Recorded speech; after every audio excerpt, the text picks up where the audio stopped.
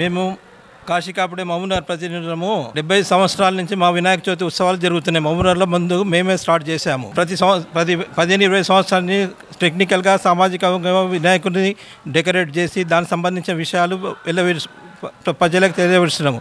గత సంవత్సరము చంద్రయాన్ గురించి చూపించాము. అంతకుముందు సంవత్సరం కేదార్నాథ్ కూడా అలానే ప్రతి సంవత్సరం ప్రతి టెక్నికల్గా సామాజిక బాధ్యతగా కొద్దిగా పబ్లిక్లో కావాలని ఇంప్రూవ్మెంట్ జరుగుతానికి మా ప్రయత్నంగా మేము చేస్తాం. ఈ సంవత్సరము వాయనాడులో వరద బాధితుల గురించి చూపిస్తున్నాము. అంత క్రితము ఏనుగుని చంపిన దాన్ని కూడా దృశ్యరూపంగా మీకు అందరికీ ప్రదర్శిస్తున్నాము. అది వాళ్ళందరూ కూడా వాయనాడు బాధితులకు మన 2 తెలుగు రాష్ట్రాలకు కూడా సహాయనిధిగా దాని గురించి 100 రూపాయలు కలెక్ట్ చేసి దానికి మేము గవర్నమెంట్కు సబ్మిట్ చేస్తున్నాం. ఎవ్రీ ఇయర్ ఒక టెక్నికల్ గణేష్ ఉత్సవాల్లో భాగంగా ఎవ్రీ ఇయర్ ఒక టెక్నికల్గా మేము వినాయకుడిని ఏర్పాటు చేస్తాము.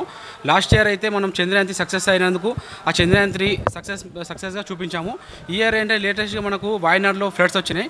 ఆ ఫ్లడ్స్ని విజువల్గా చూపించి పబ్లిక్ని అవేర్నెస్ తెచ్చి కొద్దిగా సామాజిక బాధ్యతగా అందరితోని వాళ్ళకు వరద బాధ్యతలకు సహాయనిధి ఏర్పాటు చేసి ఆ సహాయనిధిని మన కలెక్టర్ ద్వారా మనం వాయనాడు ప్రజలకు మరియు తెలుగు రాష్ట్రాల ప్రజలకు అందిద్దామని అనుకుంటున్నాము. మహారాజ్కి జై.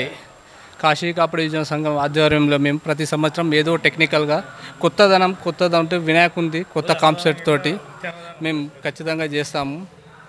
పోయినసారి మనము చంద్రయాన్, అంతకుముందు కేదార్నాథ్, ఇప్పుడు వాయనాడు దాని గురించి కొత్త ఫ్లెక్సీ వీడియోస్ కూడా మన ప్రొజెక్టర్లో కూడా చూపించాము.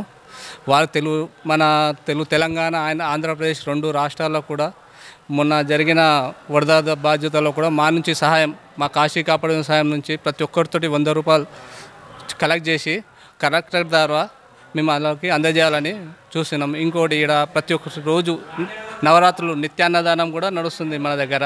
ఆలోచన అంటే మా పెద్దల గురించి మా పెద్దలు చేశారు ఫస్ట్, దాని తర్వాత మేము చేసాం.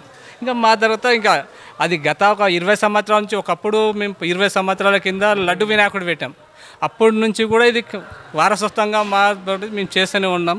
ఇప్పుడు కూడా చేస్తాం, ఇంకా ముందు కూడా చేస్తాం కొత్త విధానంగా. ఇప్పుడు చేసేది ఏమంటే వరద బాధ్యుల సహాయ నిధి కోసం మేము ప్రయత్నిస్తున్నాం.